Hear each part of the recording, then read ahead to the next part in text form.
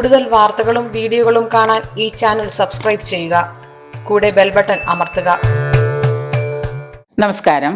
ഉത്തര നക്ഷത്രക്കാര് അനുഷ്ഠിക്കേണ്ടതായ വിവിധ കർമ്മങ്ങളും അവർ പ്രീതിപ്പെടുത്തേണ്ടതായ രാശ്യാധിപന്മാരും അവരുടെ ഐശ്വര്യപരമായ ജീവിതത്തിന് എന്തൊക്കെയാണ് അനുഷ്ഠിക്കേണ്ട കർമ്മങ്ങളെന്ന് നോക്കാം.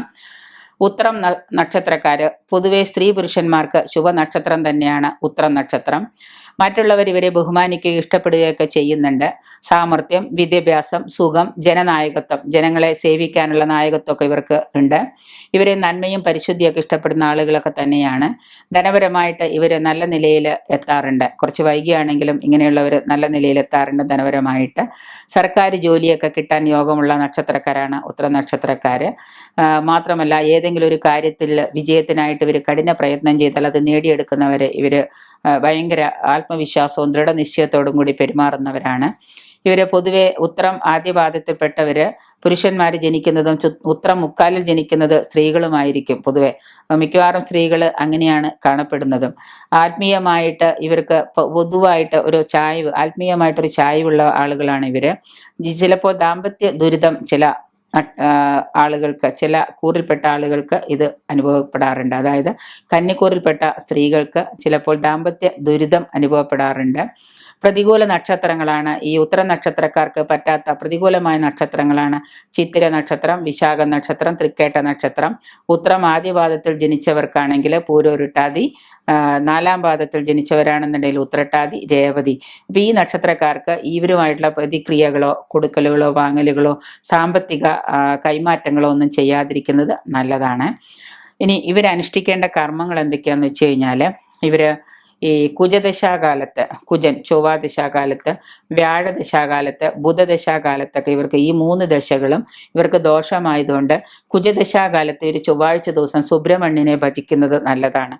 സുബ്രഹ്മണ്യ ക്ഷേത്രങ്ങളിൽ പോയിട്ട് ചൊവ്വാഴ്ച ദിവസം സുബ്രഹ്മണ്യ ക്ഷേത്രങ്ങളിൽ പോയിട്ട് വഴിപാടുകൾ കൊടുക്കുക. ചൊവ്വാഴ്ച ദിവസം ഭദ്രകാളിക്ക് വഴിപാടുകൾ കൊടുക്കുക ദേവിയുടെ അമ്പലത്തിൽ പോയിട്ട്. വ്യാഴാഴ്ച ദിവസമാണെന്നുണ്ടെങ്കിൽ വ്യാഴാഴ്ച കൃഷ്ണന് വഴിപാടുകൾ കൊടുക്കുക. ബുധനാഴ്ച ദിവസമാണെങ്കിലും കൃഷ്ണന് വഴിപാടുകൾ കൊടുക്കാം. അല്ലെങ്കിൽ മഹാവിഷ്ണു അമ്പലത്തിൽ പോവാം. അപ്പോൾ ഈ തരത്തിലുള്ള ദോഷ സമയത്ത് ഈ തരത്തിലുള്ള വഴിപാടുകളും ക്രിയകളൊക്കെ ചെയ്യുന്നത് വളരെ നല്ലതായിരിക്കും. ഇങ്ങനെയുള്ള കർമ്മങ്ങളാണ് ഇവർ അനുഷ്ഠിക്കേണ്ടത്. ഉത്രം, ഉത്രാടം, കാർത്തിക എന്നീ നക്ഷത്രങ്ങളിൽ ക്ഷേത്ര ദർശനം നടത്തുന്നത് നല്ലതാണ്. ഇപ്പോൾ ഉത്രം നിങ്ങളുടെ നക്ഷത്രമാണെന്ന് നിങ്ങൾ പോയിട്ട് അന്ന് ക്ഷേത്ര ദർശനം നടത്തുക. മറ്റു പൂജാതി കർമ്മങ്ങൾ എന്തൊക്കെയാണോ ഒന്ന് ചെയ്യാനുള്ളതെന്ന് വെച്ചാൽ അത് ചെയ്യുക. ഒപ്പം തന്നെ ഇന്നേ ദിവസങ്ങൾ ആദിത്യ പ്രീതികരങ്ങളായ കാര്യങ്ങൾ, നവഗ്രഹങ്ങളിൽ ആദിത്യന് വേണ്ട വഴിപാടുകൾ ചെയ്യുക. ആദിത്യ ഹൃദയം ജപിക്കാം. ആദിത്യ ഹൃദയം പാരായണം ചെയ്യാൻ അറിയാമെങ്കിൽ അത് പാരായണം ചെയ്യുന്നത് നല്ലതാണ്.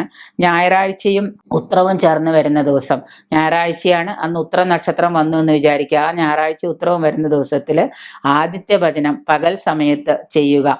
പകലുറക്കം നിർബന്ധമായിട്ട് ഒഴിവാക്കുക. ഇതൊക്കെ ചെയ്യുന്നതും ഈ നക്ഷത്രത്തിൽ ജനിച്ചവർ, ഉത്തര നക്ഷത്രത്തിൽ ജനിച്ചവർ ബുധപ്രീതികരങ്ങളായ കർമ്മങ്ങൾ, ശ്രീകൃഷ്ണ ക്ഷേത്ര ദർശനം നിർബന്ധമായിട്ട് ശ്രീകൃഷ്ണ ക്ഷേത്ര ദർശനം ചെയ്യുക. നിത്യേനയുള്ള ഭാഗവത പാരായണം, നിത്യേന ഭാഗവതം വായിക്കാൻ പറ്റുമെങ്കിൽ അതിൻ്റെ ഭാഗവത പാരായണങ്ങൾ, ചുവപ്പ്, കാവി, പച്ച എന്നീ വസ്ത്രങ്ങൾ ധരിക്കുന്നതും ഈ ഉത്തര നക്ഷത്രക്കാർക്ക് വളരെ ഗുണഗണമായ കാര്യങ്ങൾ മാറ്റിയെടുക്കാൻ സാധിക്കും.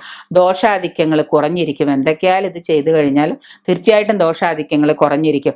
എല്ലാം ചെയ്യാൻ പറ്റുന്നില്ലെങ്കിലും പറ്റുന്ന കാര്യങ്ങൾ ചെയ്യാൻ ശ്രമിച്ചു കഴിഞ്ഞാൽ 90% ഇല്ലെങ്കിൽ 5% ദോഷാധിക്യങ്ങൾ കുറഞ്ഞിരിക്കുമെന്ന് ഉറപ്പാണ്. ഇപ്പം നിങ്ങൾക്ക് ഈ പറയുന്ന ദശാകാലം വളരെ മോശമാണെന്ന് വിചാരിക്കുക. ഇപ്പൊ നേരത്തെ പറഞ്ഞ കുജദശാകാലം നിങ്ങൾക്ക് വളരെ മോശമാണ്. അല്ല, വ്യാഴദശാകാലം നിങ്ങൾ വിചാരിക്കുന്നത് വളരെ ഗുണഗണങ്ങൾ കൊണ്ടുതരും. വ്യാഴകാലമാണ്, വ്യാഴം വരികയാണ്, വളരെ ഗുണങ്ങളുണ്ടാവും. പക്ഷെ വ്യാഴം നമുക്കറിയാം, നമ്മുടെ ദശയിൽ വ്യാഴം നമുക്ക് മോശമായിരിക്കുന്നു. അപ്പൊ ഈ വ്യാഴദശാകാലത്ത് നിങ്ങൾക്ക് ഒരു വാഹനാപകടം പറയുന്നുണ്ട്, അല്ലെങ്കിൽ അത് സംഭവിക്കുമെന്ന് വിചാരിക്കുക.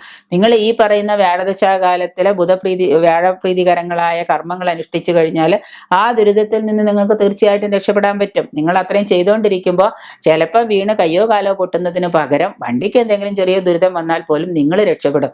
അപ്പോൾ വാഹനാപകടം വരുമെന്ന് കണ്ടുകൊണ്ട് തന്നെ നമുക്ക് ചിലപ്പോൾ മുൻകൂട്ടി ചെയ്യാൻ പറ്റും. അപ്പോൾ ഈ രീതിയിൽ നമ്മുടെ ദശാനാഥന്മാരും ദശാകാലവും വളരെ മോശമാണ് എങ്കിൽ നമ്മൾ മുൻകൂട്ടി കണ്ട് അതിന് വഴിപാടുകൾ ചെയ്യുന്നത് ഉത്തമം തന്നെയാണ്.